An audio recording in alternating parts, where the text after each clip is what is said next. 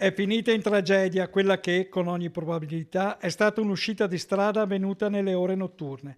L'allarme è scattato poco dopo le 11 di questa mattina ad Arsiera, in via Val di Tovo, dove un'autovettura è stata individuata ribaltata in un dirupo a circa 8 metri dalla sede stradale. All'interno c'era il conducente Luigi Chessa, 45 anni, del posto.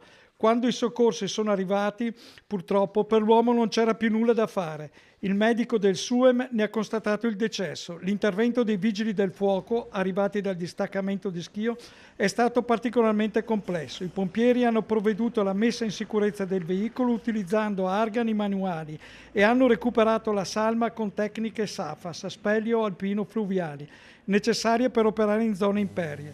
Sul luogo sono intervenuti anche i carabinieri di Arsiero, che hanno eseguito i rilievi per ricostruire la dinamica del dramma e informare il magistrato di turno. Non si esclude che l'incidente sia avvenuto diverse ore prima del tragico ritrovamento.